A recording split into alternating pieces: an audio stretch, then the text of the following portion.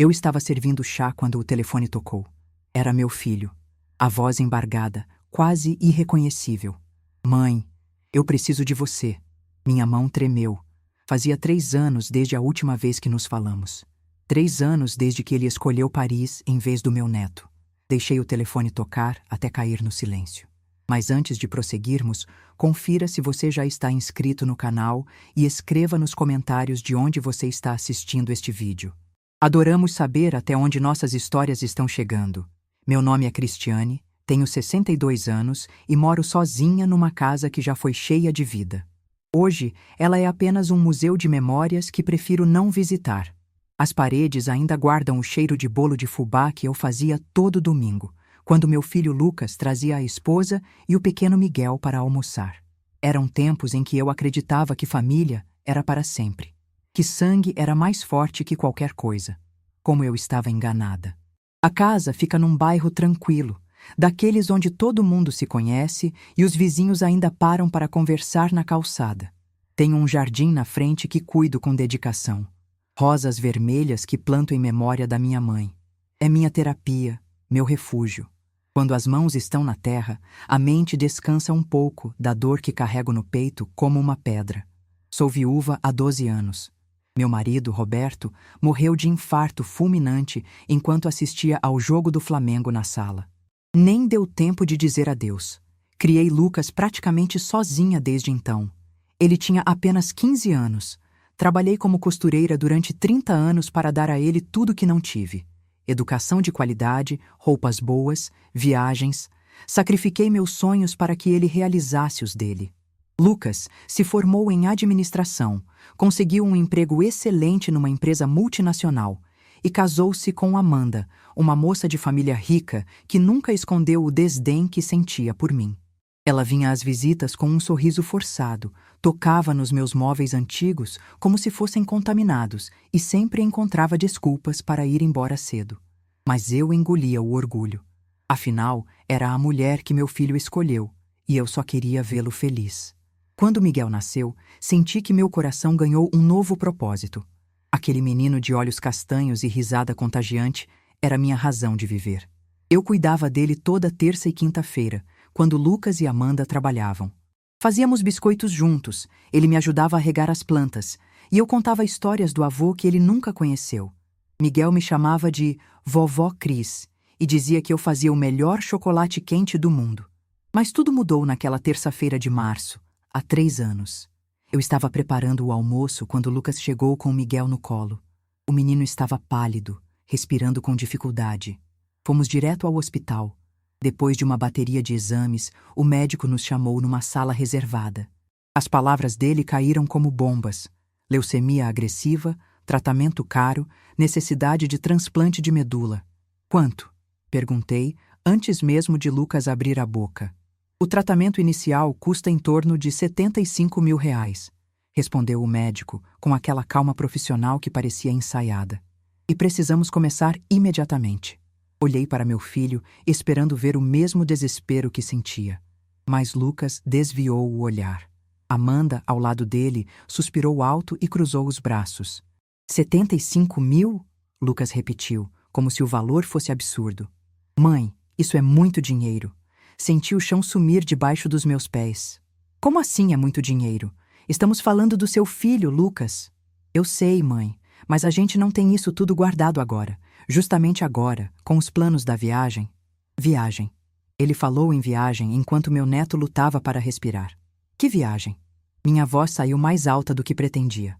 Amanda interveio, com aquele tom condescendente que sempre usava comigo. Cristiane, nós planejamos nossa lua de mel há mais de 1 ano. Paris. É um sonho que adiamos por causa da gravidez e do trabalho. Já pagamos os depósitos, as passagens. Não conseguia acreditar no que estava ouvindo. Vocês vão para Paris enquanto Miguel morre? Lucas colocou a mão no meu ombro, tentando me acalmar. Ninguém vai morrer, mãe. O médico disse que há outros tratamentos, outras opções. A gente vai dar um jeito. Mas agora não dá para simplesmente cancelar tudo e perder o dinheiro que já investimos. Ofereci minha casa como garantia. Falei em vender tudo que tinha. Lucas recusou. Disse que eu estava sendo dramática. que havia tempo para resolver aquilo. Saí do hospital sozinha naquela noite, enquanto eles discutiam opções financeiras com o assistente social. 3 semanas depois, eles partiram para Paris. 30 dias na Europa. Hotéis 5 estrelas, restaurantes sofisticados, passeios de barco pelo Sena. Eu via as fotos no Instagram de Amanda. Sorrisos largos na Torre Eiffel, taças de champanhe, compras em boutiques de grife. Enquanto isso, Miguel ficou com a outra avó, que pelo menos teve a decência de me ligar dizendo que o menino estava piorando. Consegui juntar 15 mil reais vendendo joias e economias. Não era suficiente, mas era o que eu tinha. O tratamento começou, mas sem a intensidade necessária. Faltava dinheiro, faltava urgência, faltava amor.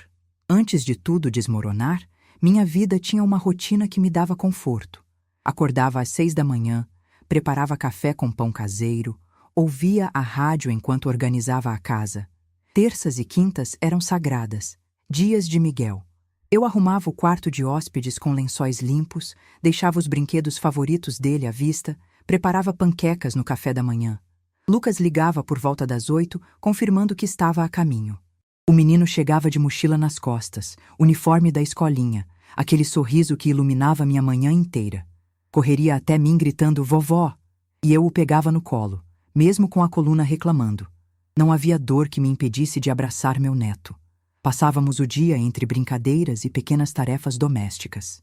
Miguel adorava me ajudar na cozinha. Ficava em pé, numa cadeira ao meu lado, mexendo a massa do bolo enquanto lambuzava a bancada inteira. Eu não ligava.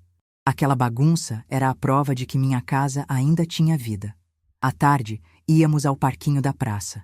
Eu sentava no banco enquanto ele corria atrás dos pombos. Subia no escorregador, fazia amigos instantâneos como só crianças sabem fazer. Outras avós sentavam ao meu lado, trocávamos histórias, reclamávamos das noras e genros, ríamos das travessuras dos netos. "Você tem sorte, Cristiane", dizia Dona Marisa, vizinha de longa data. "O Lucas é tão presente, tão dedicado." Eu sorria, orgulhosa. Naquela época, eu realmente achava que tinha sorte. Mas havia sinais. Pequenos, quase imperceptíveis, mas estavam lá. Amanda nunca olhava nos meus olhos quando me cumprimentava. Entregava Miguel como quem entrega uma encomenda, sempre com pressa, sempre com algum compromisso inadiável. Quando eu oferecia café, recusava com uma desculpa qualquer. Dieta, reunião, academia. Nunca ficava mais de 5 minutos. Lucas, por sua vez, tinha se tornado diferente depois do casamento. O menino carinhoso que me ligava todo dia foi substituído por um homem distante, sempre ocupado, sempre cansado. Nossas conversas ficaram superficiais. Ele perguntava se eu estava bem, eu dizia que sim, e pronto. Não havia mais aquelas tardes de domingo em que sentávamos na varanda para conversar sobre a vida. Um dia, alguns meses antes do diagnóstico de Miguel, Amanda fez um comentário que deveria ter me alertado. Estávamos na minha sala. Eu tinha acabado de servir suco para Miguel quando ela olhou ao redor com uma expressão crítica. "Cristiane, você já pensou em se mudar para um apartamento menor? Essa casa é grande demais para você sozinha." "Eu gosto da minha casa", respondi, tentando manter a voz firme. "Foi aqui que criei o Lucas. É cheia de memórias." Ela deu um sorriso frio. "Memórias não pagam contas. E essa localização, bem, não é exatamente valorizada. Se você vendesse, poderia investir o dinheiro, ter uma renda extra, morar num lugar mais adequado para a sua idade, adequado para a minha idade, como se eu fosse uma velha decrépita que precisava ser arquivada num asilo." Lucas não disse nada. Ficou olhando para o celular, fingindo não ouvir a conversa. Naquela noite, depois que eles foram embora, sentei no sofá e chorei. Não entendia por que me sentia tão desconfortável na presença da minha própria família. Não entendia por que meu filho não me defendia. As visitas foram ficando mais escassas. Lucas começou a arranjar desculpas. Trabalho extra, Miguel estava resfriado, Amanda tinha compromissos. Passei de 2 visitas por semana para uma, depois para uma a cada 15 dias. Miguel ainda me ligava no vídeo, mas não era a mesma coisa. Eu via meu neto crescendo através de uma tela, e isso me despedaçava. Tentei conversar com Lucas sobre isso. "Filho, Eu sinto sua falta. Sinto falta do Miguel. Está tudo bem entre nós? Claro que sim, mãe. É só uma fase corrida no trabalho. Logo volta ao normal. Mas nunca voltou. A verdade é que eu estava sendo gradualmente excluída. Não era mais necessária. Amanda tinha contratado uma babá, uma moça jovem e moderna, que ensinava inglês para Miguel e preparava comidas orgânicas. Eu, com minhas panquecas caseiras e histórias antigas, estava obsoleta. Dona Marisa notou minha tristeza. Acontece com todas nós, Cristiane, ela disse, com aquela sabedoria de quem já viveu muito. Os filhos crescem, casam e a gente vai ficando para trás. É a vida. Mas eu não queria aceitar aquilo como verdade. Lutei contra a sensação de abandono, convenci-me de que era paranoia minha. Afinal, Lucas era meu filho. Eu tinha dado tudo por ele. Ele jamais me deixaria de lado. Que idiota eu fui. Quando o diagnóstico de Miguel chegou, eu pensei que aquilo nos uniria novamente. Pensei que diante da tragédia, as diferenças e ressentimentos seriam esquecidos, que voltaríamos a ser uma família de verdade. Em vez disso, descobri que meu lugar na hierarquia familiar estava abaixo de uma viagem para Paris. Depois que Lucas e Amanda embarcaram para a Europa, mergulhei numa rotina de negação. Convenci-me de que eles voltariam com o dinheiro, que talvez tivessem algum plano que eu desconhecia. Afinal, ninguém abandona o próprio filho doente, certo? Tinha que haver uma explicação. Mas as fotos continuavam chegando. Instagram, Facebook, até stories no WhatsApp que Amanda não se dava ao trabalho de bloquear.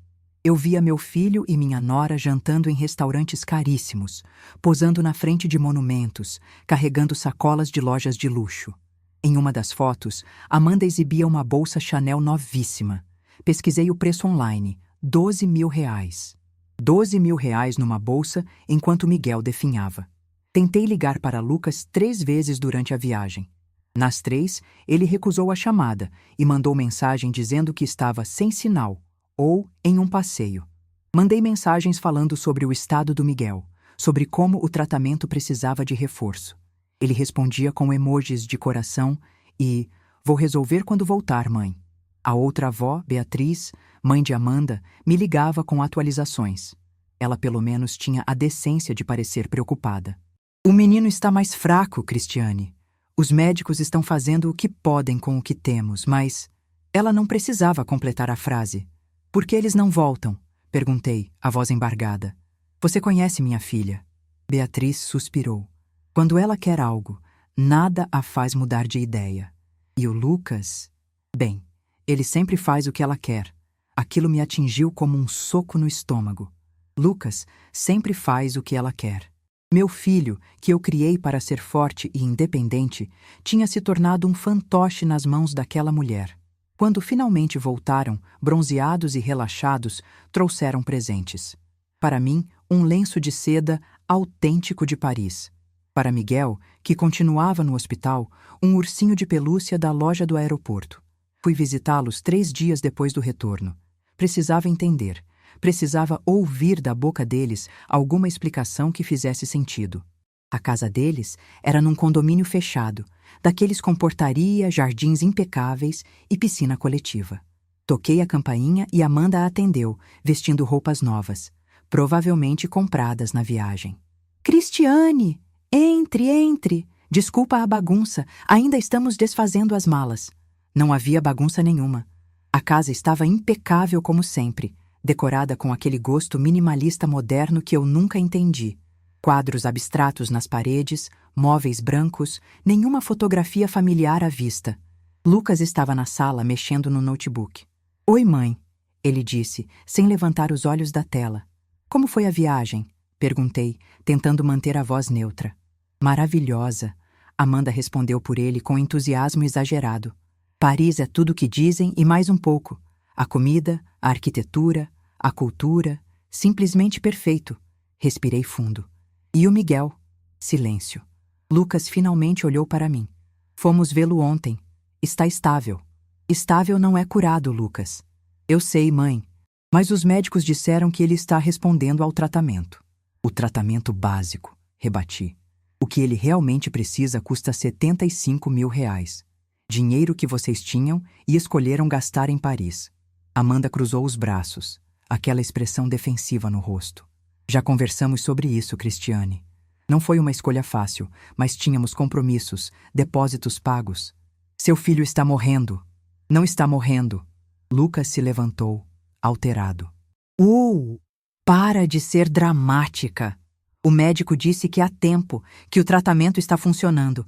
A gente vai conseguir o dinheiro, mas não podia simplesmente cancelar tudo e perder mais de 100 mil reais que já estavam investidos na viagem. 100 mil reais.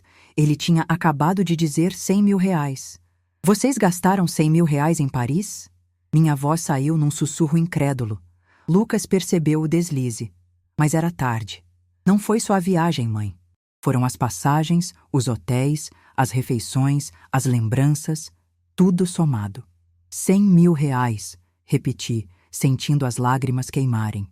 Vocês tinham 100 mil reais e me disseram que 75 era demais para salvar o Miguel. Não é assim tão simples. Amanda interveio impaciente. O dinheiro da viagem estava num fundo específico. Eram economias de anos. E a vida do seu filho não valia mais que suas economias? Sai da minha casa, Amanda disse, apontando para a porta. Lucas não me defendeu. Ficou ali, olhando para o chão, covarde demais para enfrentar a esposa ou a própria consciência. Saí daquela casa sabendo que havia perdido meu filho. Não para a morte, mas para algo pior. Para a indiferença, para o egoísmo, para uma mulher que o transformou em alguém que eu não reconhecia mais. Depois daquele confronto, entrei num estado de choque que durou dias. Não conseguia comer, não conseguia dormir. Ficava sentada na poltrona da sala, olhando para o vazio, tentando processar como tinha chegado àquele ponto.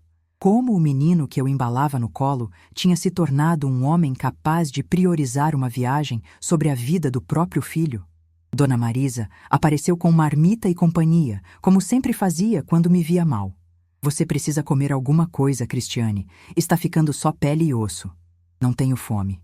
Eu sei o que aconteceu, ela disse, sentando ao meu lado. A Beatriz me contou. Aquela menina é uma víbora, Cristiane. Sempre foi. Não é só ela, respondi, a voz rouca de tanto chorar. É o Lucas. Ele escolheu. Ele teve a escolha e escolheu Paris em vez do filho dele. Marisa segurou minha mão. Às vezes os filhos nos decepcionam, mas você não pode desistir do Miguel. Ele precisa de você. Ela tinha razão. Miguel precisava de mim, mesmo que meus recursos fossem limitados. Passei a visitar o hospital 3 vezes por semana. Beatriz geralmente estava lá e desenvolvemos uma parceria silenciosa de avós unidas pelo amor ao mesmo neto. Ela também tinha vergonha da filha, percebi. Também se sentia impotente. Miguel estava mais magro, mais pálido, mas ainda sorria quando me via chegar. Vovó Cris, trouxe biscoito? Trouxe, meu amor. Eu mentia, porque ele não podia comer biscoitos. Em vez disso, trazia livros de história, desenhava com ele, inventava jogos que podíamos fazer na cama do hospital. Os médicos eram diretos. O tratamento básico estava segurando a doença, mas não era suficiente para a cura. Miguel precisava do transplante. E para isso, precisávamos de dinheiro. Muito dinheiro. Comecei a fazer vaquinha online, mas as doações eram lentas. Consegui juntar 8 mil reais em 3 meses, longe do necessário. Vendi mais joias, vendi alguns móveis antigos que tinham valor. Cada centavo ia para o tratamento de Miguel. Lucas e Amanda praticamente desapareceram.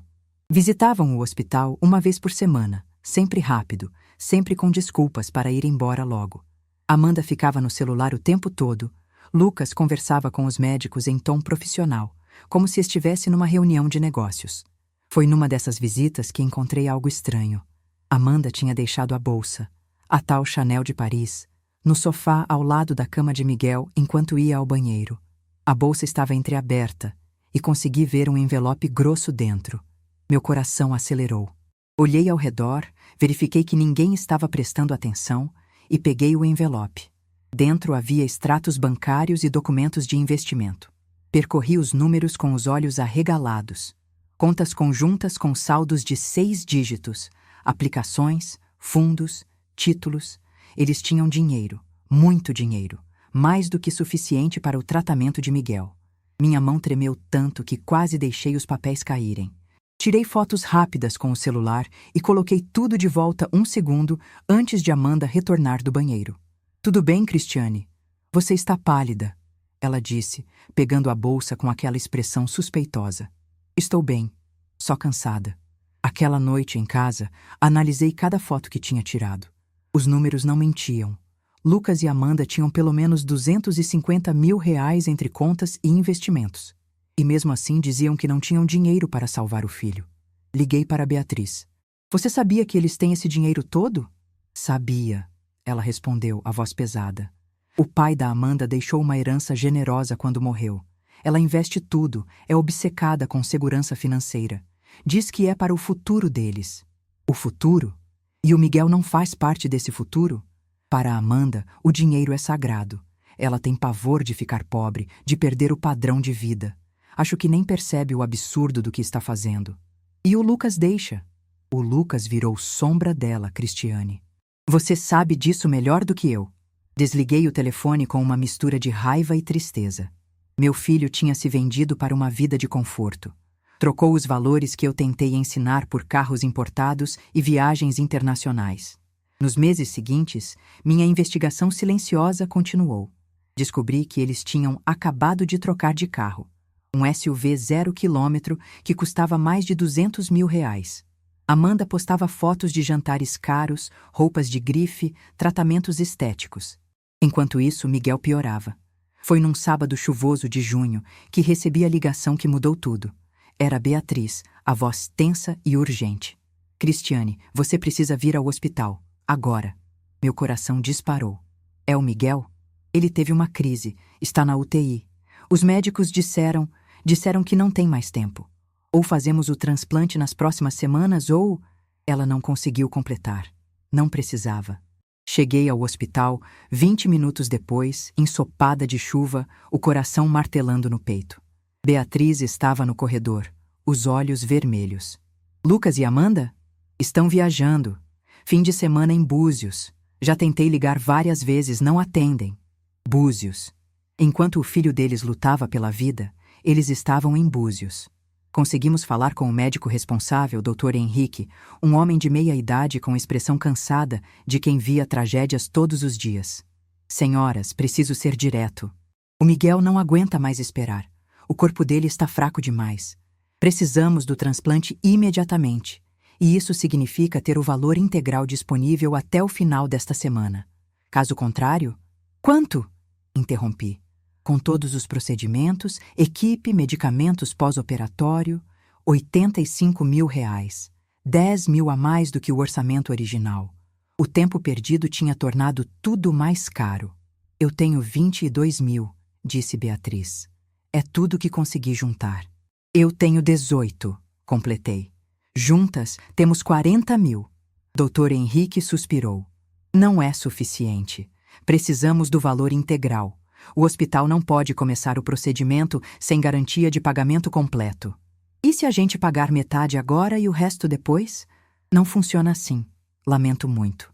Beatriz e eu nos entreolhamos. R$ 45 mil faltavam. R$ 45 mil que Lucas e Amanda tinham sobrando nas contas bancárias. Vou até Búzios, decidi. Vou buscar eles pessoalmente se for preciso. Beatriz me deu o endereço da pousada onde eles estavam hospedados. Era uma das mais caras da região, obviamente. Peguei um Uber, não dirijo mais há anos, e fiz a viagem de quase 3 horas em silêncio, o motorista respeitando meu estado emocional. A pousada era exatamente o tipo de lugar que Amanda adorava. Boutique, charmosa, com vista para o mar. Entrei como um furacão na recepção. Preciso falar com os hóspedes do quarto. Percebi que não sabia o número. Seu nome? Sou mãe de um dos hóspedes, Lucas Andrade. É uma emergência familiar. A recepcionista, uma moça jovem de sorriso profissional, checou o computador. Quarto 12. Mas eles saíram para um passeio de barco há cerca de 1 hora. Devem voltar só à noite. Passeio de barco, repeti, incrédula. O filho deles está morrendo e eles estão em passeio de barco. A moça ficou sem saber o que dizer. Sentei no lobby da pousada e esperei. 3 horas. 4. 5. Mandei mensagens, liguei, deixei recados. Nada. Finalmente, quando o sol já estava se pondo, vi Lucas e Amanda entrarem, bronzeados, rindo de alguma piada interna. Amanda tinha um drink tropical na mão, daqueles servidos em coco. Lucas carregava uma sacola de uma loja de artesanato local. Levantei, e só então eles me viram. O sorriso de Lucas morreu instantaneamente. Mãe, o que você está fazendo aqui? O Miguel está morrendo, disse, sem preâmbulo. Está na UTI. Precisa do transplante esta semana ou não vai sobreviver. Amanda revirou os olhos. Sempre com essas dramáticas, Cristiane. Você dirigiu até aqui para... Eu não dirigi, eu paguei um Uber, com dinheiro que eu não tenho. Porque diferente de vocês, eu faço sacrifícios pelos que amo. Mãe, a gente volta amanhã, Lucas disse, tentando me acalmar. Vamos conversar com os médicos, ver o que... Não tenho que ver, gritei, e todos no lobby viraram para olhar. Vocês têm o dinheiro. Eu vi os extratos. Vocês têm mais de 200 mil reais guardados e estão deixando seu filho morrer. O silêncio que se seguiu foi ensurdecedor. Amanda se recompôs primeiro. Você fuçou na minha bolsa? Que tipo de pessoa faz isso? O tipo que está tentando salvar uma criança enquanto os pais dela preferem torrar dinheiro em passeios de barco. Lucas me puxou pelo braço, me afastando dos outros hóspedes. Para com isso, mãe. Você está fazendo uma cena. Eu estou fazendo uma cena? Seu filho está morrendo, Lucas? O Miguel não vai morrer. Os médicos sempre exageram. É tática para conseguir dinheiro. A gente volta amanhã, conversa com eles, negocia um parcelamento. Não tem tempo para parcelar. Ele precisa do transplante esta semana. Amanda se aproximou, os braços cruzados. Cristiane, mesmo que quiséssemos ajudar, e ela deixou claro que não queriam. Esse dinheiro está investido. Não podemos simplesmente sacar assim. Há multas, penalidades, impostos. Então paguem as multas. Não, Amanda disse, firme. Não vamos destruir nosso futuro financeiro por causa de um pânico médico. Quando voltarmos, vamos buscar outras alternativas.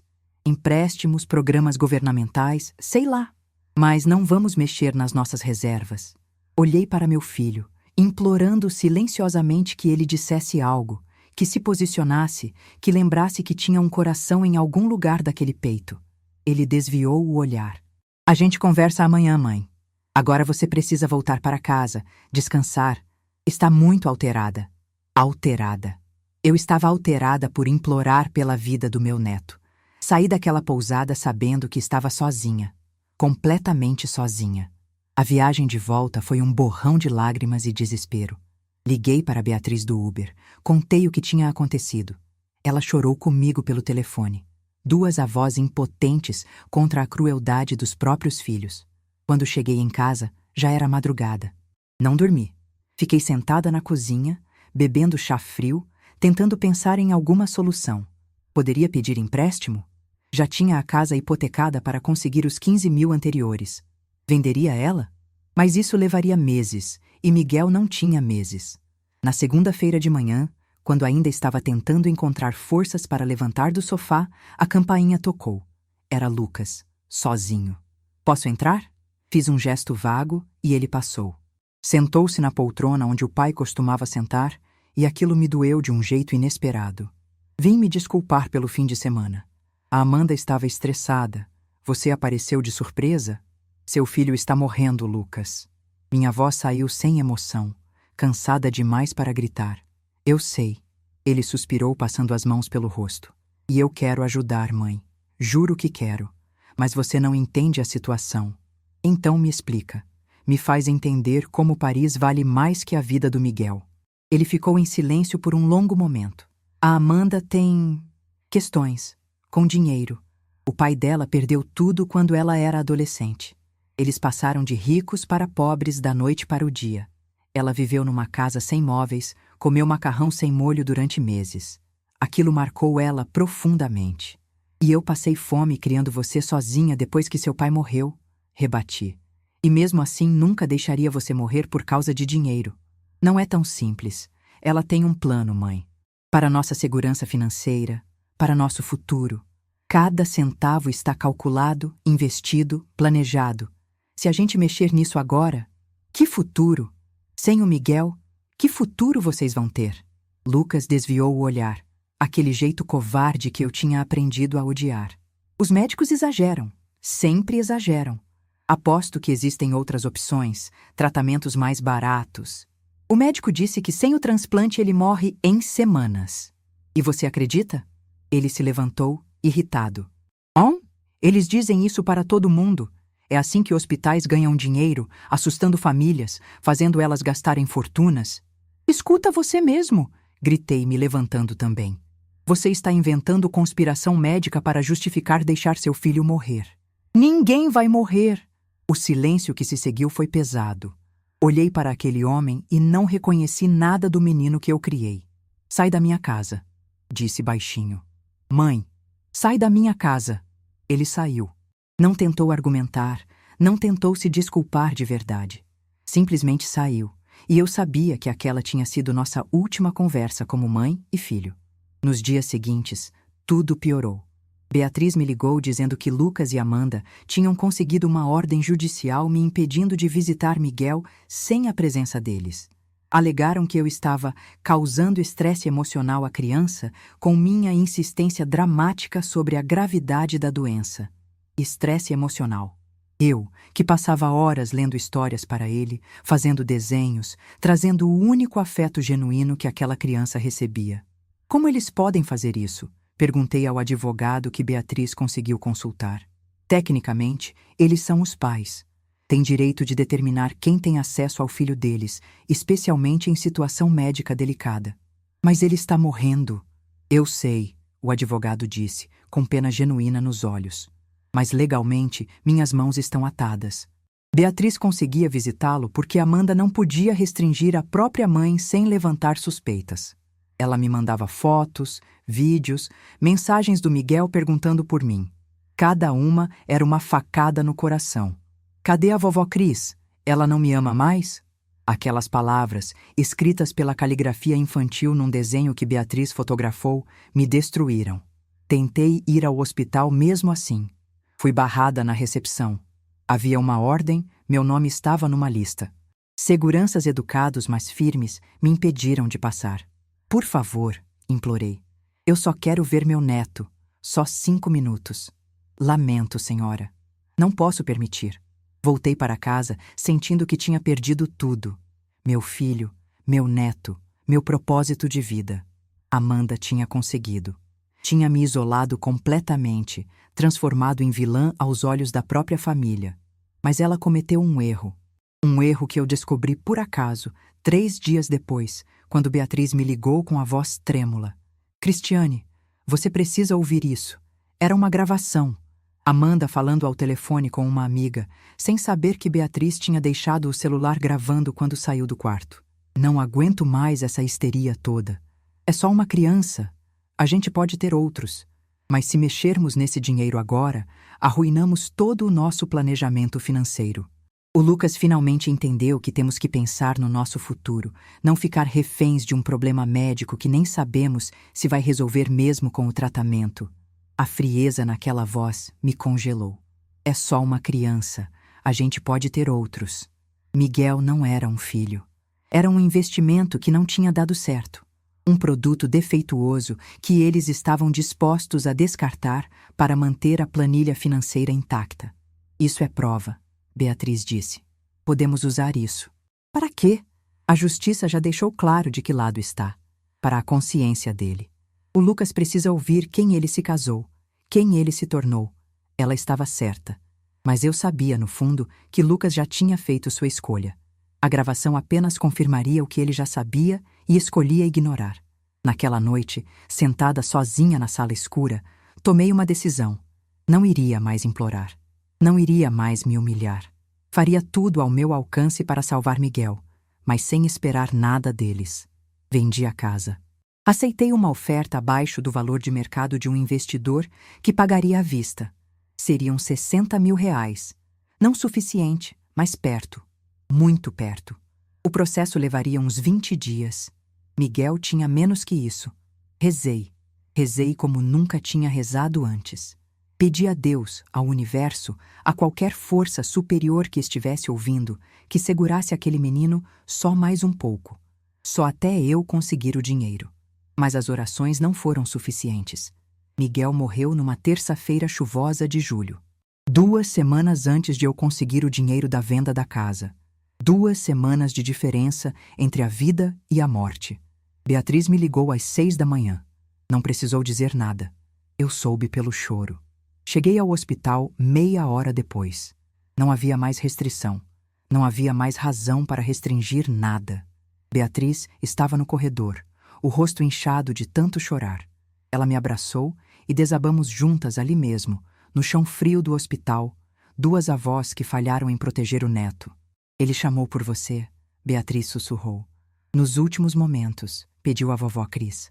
Aquilo me partiu ao meio. Ele morreu me pedindo e eu não estava lá. Amanda tinha garantido que eu não estivesse lá. Lucas e Amanda chegaram 20 minutos depois. Ela estava composta, olhos secos, como se estivesse indo a uma reunião de negócios. Lucas estava pálido, cambaleando, mas algo no olhar dele tinha mudado. Havia ali uma consciência tardia, um horror começando a penetrar a negação. Eles entraram no quarto onde o corpo do Miguel ainda estava. Fiquei no corredor, porque não suportaria estar no mesmo espaço que eles. Ouvi o grito de Lucas, um grito primitivo, animal, de dor pura. Amanda saiu pouco depois, os olhos finalmente marejados, mas havia neles algo que não era exatamente tristeza. Era medo. Medo das consequências, da imagem pública, do julgamento. O velório foi marcado para 2 dias depois. Um evento pequeno, íntimo, segundo Amanda.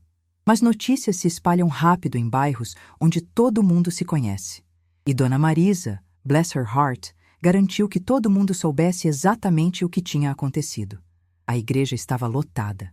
Vizinhos, amigos, conhecidos, até pessoas que mal conheciam a família foram apresentar condolências. E julgar, principalmente julgar. Eu cheguei cedo, vestida de preto, com a única roupa formal que ainda tinha. Sentei nos bancos de trás, longe da família. Não me queriam perto antes, não me queriam perto agora. Beatriz sentou ao meu lado, segurando minha mão. Lucas e Amanda chegaram 15 minutos depois, recebidos por sussurros e olhares pesados. Vi Amanda endurecer sob o escrutínio, erguer o queixo naquela postura defensiva. Lucas parecia um zumbi, olhos vazios, movimentos mecânicos. O padre fez uma cerimônia bonita, fez o que padres fazem, falou de anjos, de desígnios divinos, de paz eterna. Mas palavras bonitas não trazem netos de volta. Quando abriu para quem quisesse falar, Beatriz se levantou. Eu não esperava aquilo. Ela caminhou até o púlpito com passo firme, olhou diretamente para a filha e começou. Miguel era uma criança alegre, cheia de vida, cheia de amor. Ele amava desenhar, amava histórias, amava suas avós. Sua voz quebrou, mas ela continuou. Ele não precisava ter morrido. Havia tratamento, havia esperança, mas não havia prioridade. Não havia amor suficiente para superar o medo de perder dinheiro. O silêncio na igreja era absoluto. Minha filha e meu genro, ela olhou diretamente para eles, escolheram viagens, carros, conforto, sobre a vida desta criança. E agora ele se foi. E nenhum carro importado, nenhuma viagem a Paris, nenhuma conta bancária poupuda vai trazer ele de volta. Amanda se levantou, furiosa. Como você ousa? Eu ouso porque alguém precisa dizer a verdade. Beatriz gritou, e vi a congregação inteira se arrepiar. Vocês deixaram ele morrer. Vocês tinham o dinheiro e escolheram não gastar. E agora querem fazer uma cena aqui, fingir que são vítimas, que fizeram tudo o que podiam. Mas eu sei a verdade. Cristiane sabe a verdade, e Deus sabe a verdade. Beatriz desceu do púlpito e voltou a sentar ao meu lado tremendo. Segurei sua mão com força. Lucas não se moveu. Ficou sentado, cabeça baixa, ombros tremendo com choro silencioso. Amanda tentou sair, mas Lucas a puxou de volta, sussurrando algo feroz que não conseguia ouvir. Quando a cerimônia terminou, as pessoas formaram 2 filas distintas. Uma para abraçar Lucas e Amanda, obrigações sociais sendo cumpridas com frieza educada. Outra, bem maior, para nos abraçar. A mim e a Beatriz. Dona Marisa me abraçou forte. Você fez tudo o que podia, Cristiane. Tudo, a culpa não é sua, mas parecia que era. Parecia que eu tinha falhado em criar um filho melhor, um homem melhor, alguém capaz de fazer a escolha certa. No cemitério, sob uma garoa persistente, vi Lucas desmoronar. Literalmente cair de joelhos ao lado do pequeno caixão branco, soluçando incontrolavelmente. Amanda ficou ao lado dele, uma mão no ombro dele, mas havia distância naquele gesto. Ela já estava calculando os próximos passos, como minimizar o dano à reputação, como reconstruir a imagem. Depois que todos foram embora, depois que jogaram terra sobre meu neto, fiquei ali sozinha por mais 1 hora, conversando com ele, pedindo desculpas por não ter sido forte o suficiente, rica o suficiente, influente o suficiente para salvá-lo. Eu tentei, meu amor. Sussurrei para a terra fresca. Juro por Deus que eu tentei. O vento frio soprava as folhas ao redor, e eu quis acreditar que era Miguel dizendo que sabia, que entendia, que me perdoava. Mas perdão não traz ninguém de volta. 3 anos se passaram. 3 anos desde que enterrei meu neto, e com ele, qualquer resquício de família que eu pensava ter. Vendi a casa e me mudei para um apartamento pequeno no outro lado da cidade. Cortar raízes foi doloroso, mas necessário. Cada canto daquela casa gritava memórias. Miguel rindo na cozinha, Lucas, criança, correndo pelo corredor, Roberto adormecido no sofá. Eu precisava de um lugar sem fantasmas. Nunca mais falei com Lucas ou Amanda. Bloqueei números, redes sociais, cortei qualquer possibilidade de contato. Beatriz me informava ocasionalmente sobre eles. Tinham tido outro filho, uma menina, estavam seguindo em frente com suas vidas. A frase me enojou. Seguindo em frente, como se Miguel fosse um projeto abandonado, um investimento ruim arquivado e esquecido. Passei os primeiros meses numa depressão profunda. Não saía de casa, não atendia telefonema, não via sentido em nada. Dona Marisa insistia em visitas, trazendo comida, companhia, puxando conversa mesmo quando eu só queria silêncio. Você precisa viver, Cristiane, ela dizia. Pelo Miguel. Ele não ia querer ver você assim. Ela estava certa, mas conhecimento não apaga dor. Aos poucos, muito devagar, fui reconstruindo alguma versão de vida. Voltei a costurar, pequenos trabalhos para vizinhas. Comecei a fazer voluntariado numa creche de bairro, cuidando de crianças carentes. Cada uma delas era um pouco do Miguel que eu não pude salvar. Cada sorriso era uma pequena redenção. Fiz terapia. Conversei sobre culpa, raiva, luto. A psicóloga me ajudou a entender que eu não falhei, que fiz tudo ao meu alcance com os recursos que tinha, que a falha foi deles, não minha. Levou 2 anos para eu começar a acreditar nisso. E então veio aquela tarde de sábado, 3 anos depois. Eu estava na cozinha preparando chá quando o telefone tocou. Número desconhecido. Geralmente não atendo, mas algo me fez pegar. Alô? Mãe? A voz era irreconhecível de tão embargada. Mãe, por favor, não desliga. Lucas. Minha primeira reação foi desligar. Minha mão já se movia para o botão vermelho.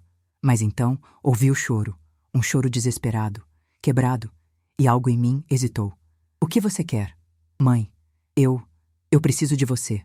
É a Sofia, nossa filha. Ela está doente. O mundo parou. Que tipo de doença? Leucemia. Ele soluçou. Os médicos disseram que... Igual ao Miguel. Que é agressiva, que precisa de tratamento imediato. E eu... Mãe, eu não sei o que fazer. Eu tenho tanto medo. A ironia era tão cruel que quase ri. Quase. E a Amanda? Onde está sua esposa? Silêncio do outro lado. Ela... Nos separamos. Há 6 meses. Depois da Sofia nascer, eu... comecei a ver as coisas diferente. A culpa não me deixava dormir. Cada vez que olhava para ela, pensava no Miguel. Pensava em como eu falhei. Amanda dizia que eu precisava superar, que era fraqueza ficar remoendo o passado. A gente brigava cada vez mais, até que ela saiu. Ficou com a custódia compartilhada, mas quando a Sofia adoeceu, sua voz quebrou completamente. Ela disse que não pode lidar com isso de novo, que não vai passar por aquilo outra vez. Ela me deixou sozinho com isso, mãe. Então Amanda tinha abandonado o barco. Que surpresa! E você acha que eu vou fazer o quê? Juntar dinheiro de novo? Vender o que não tenho? Implorar por migalhas enquanto você gasta em luxos? Não, mãe, não. Eu tenho o dinheiro. Eu tenho tudo. Já paguei pelo tratamento, pelos médicos, por tudo. Não é sobre dinheiro. É sobre... Eu não aguento fazer isso sozinho. Eu não aguento sentar naquele hospital e olhar para minha filha sabendo que deixei meu filho morrer. Eu não aguento carregar essa culpa sozinho. Por favor, eu preciso da minha mãe. As lágrimas escorriam pelo meu rosto agora. Não pela dor dele. Ele não merecia minha pena. Mas pela criança inocente, outra criança, pagando pelos erros dos pais. Onde você está? No Hospital São Lucas. Quarto 307. Mãe, você vem? Por favor. Desliguei sem responder. Fiquei ali parada na cozinha, o telefone na mão, a mente rodando em 1000 direções. Parte de mim queria deixá-lo sofrer como eu sofri. Queria que ele sentisse o desamparo, a impotência, o desespero de estar sozinho na pior situação possível. Mas outra parte pensava numa menina de 3 anos que não tinha culpa de nada. Liguei para Beatriz. Lucas me ligou. Eu sei. Ele me ligou antes. Tentou você primeiro, mas disse que você não atendia. Cristiane, a Sofia está muito mal. Não tanto quanto o Miguel estava no final, mas... está ruim. Ele quer que eu vá ao hospital. E você vai? Não sei. Não sei se consigo olhar para ele e não sentir ódio. Então não vá por ele, Beatriz disse, gentil. Vá pela Sofia. Ela precisa de avós que se importam, especialmente agora que a mãe dela fugiu da responsabilidade. Ela tinha razão. Sempre tinha. Peguei minha bolsa e fui. O hospital era o mesmo onde Miguel passou seus últimos dias. Cada corredor era uma memória dolorosa. Encontrei o quarto 307 e parei na porta, respirando fundo. Quando entrei, vi Lucas sentado ao lado de uma cama pequena, onde uma menina de cabelos castanhos dormia ligada a monitores. Ele estava mais magro, mais velho, os olhos fundos de quem não dorme há dias. Quando me viu, desmoronou em choro novamente. Mãe, não. Levantei a mão. Não me chame assim ainda. Você perdeu esse direito. Ele acenou, limpando o rosto. Eu sei que não mereço. Não mereço você. Não mereço perdão. Eu falhei. Falhei como pai, como filho, como ser humano. Deixei meu filho morrer porque eu era covarde. Porque estava mais preocupado com contas bancárias do que com o que realmente importava. Por que eu deveria acreditar que você mudou? Porque eu vendo tudo, ele disse, a voz firme pela primeira vez. A casa, o carro, os investimentos, tudo. Usei metade para o tratamento da Sofia. O resto estou doando para instituições que ajudam crianças com câncer. Crianças cujos pais não têm dinheiro. Quero que nenhuma outra família passe pelo que eu fiz. Olhei para ele procurando sinais de mentira, de manipulação. Só vi dor genuína. Isso não traz o Miguel de volta. Eu sei. Lágrimas escorriam livremente. Nada traz. Eu vivo com isso todo dia. Acordo pensando nele, durmo pensando nele. Vejo o rosto dele em cada criança que passa. E sei que não posso desfazer o que fiz. Mas posso tentar não fazer de novo. Posso tentar ser o pai que deveria ter sido. Posso tentar honrar a memória dele, não repetindo os mesmos erros. Silêncio pesado preenchia o quarto, quebrado apenas pelos bips dos monitores. Eu não posso perdoar você, disse finalmente. Não agora, talvez nunca. O que você fez foi imperdoável. Eu entendo, mas... Respirei fundo. Essa menina não tem culpa. E ela precisa de pessoas que se importem com ela. Então eu vou ficar. Não por você. Por ela. Lucas acenou, soluçando baixinho. Obrigado. Obrigado, mãe. Não respondi. Aproximei-me da cama e olhei para Sofia. Ela tinha os olhos de Miguel quando dormia, a mesma expressão serena. Segurei a mãozinha dela, tão pequena e frágil, e fiz uma promessa silenciosa. Eu não vou falhar com você como falhei com seu irmão. Dessa vez, você vai sobreviver. Dessa vez, vou fazer dar certo. Nos meses que se seguiram, virei presença constante no hospital. Lucas também. Passávamos horas ali, às vezes em silêncio, às vezes conversando sobre trivialidades, evitando sempre o elefante na sala que era o Miguel. Sofia respondeu bem ao tratamento.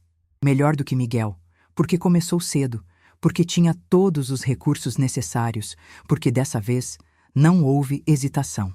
Beatriz vinha sempre, trazendo desenhos que outras crianças da família faziam para Sofia. Dona Marisa aparecia com biscoitos e histórias. Lentamente, uma nova rede de apoio se formava ao redor daquela menina. Amanda apareceu uma vez.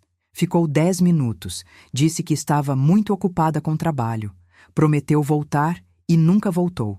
Lucas assinou os papéis do divórcio sem hesitar e ficou com a custódia integral. Ela não contestou. Ter uma filha doente não cabia no seu planejamento financeiro.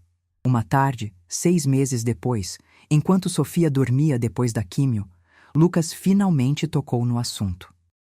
Mãe, eu nunca vou conseguir dizer o quanto sinto muito. Não só por tudo com o Miguel, mas por ter permitido que você fosse afastada, humilhada, tratada como se não importasse. Você que me criou sozinha, que sacrificou tudo. Para, interrompi.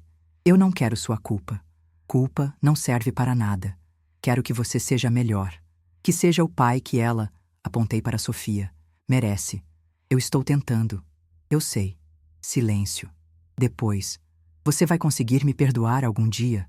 Pensei sobre isso. Perdão, sobre o que significa, sobre se é possível perdoar o imperdoável. Não sei, respondi honestamente. Mas estou tentando não carregar tanto ódio, porque ódio é pesado demais e eu já carreguei tanto peso. Então, talvez com o tempo, a gente consiga construir algo novo. Não como era antes, isso nunca vai ser possível. Mas algo. Ele acenou, limpando os olhos. É mais do que eu mereço. Sim, é.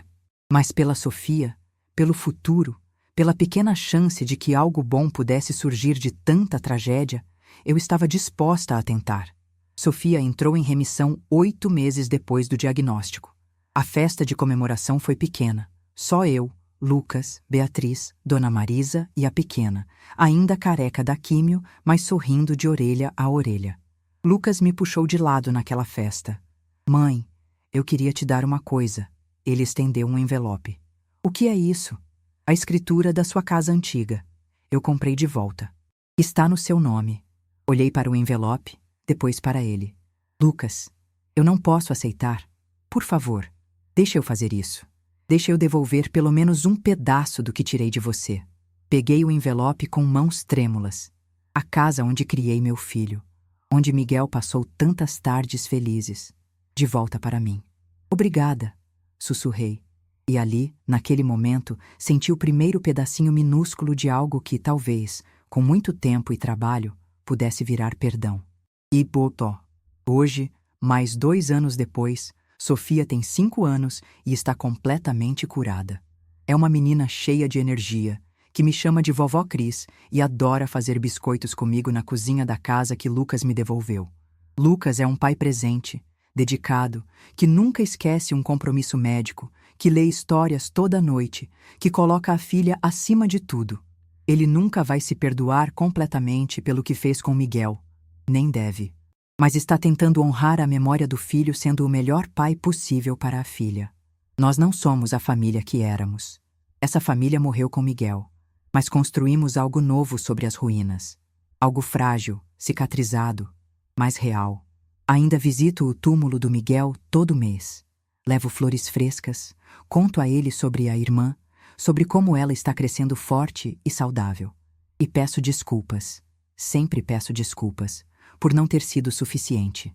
Mas aprendi que a gente só pode fazer o melhor com o que tem.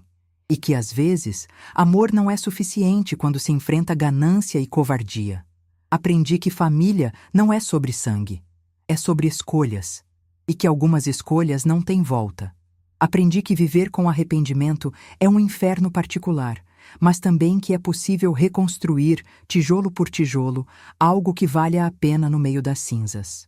E quando Sofia me abraça e diz, "Eu te amo, vovó", eu sinto que talvez, apenas talvez, ainda haja espaço para esperança nesse mundo quebrado. A vida nos dá segundas chances, mas alguns erros custam vidas que nunca poderão ser recuperadas. Honre quem você tem, enquanto ainda há tempo. Agora, se você gostou dessa história, já clica nesse próximo vídeo que está aparecendo na tela, porque nele há história de traição e reviravolta, como você nunca viu antes. Até a próxima.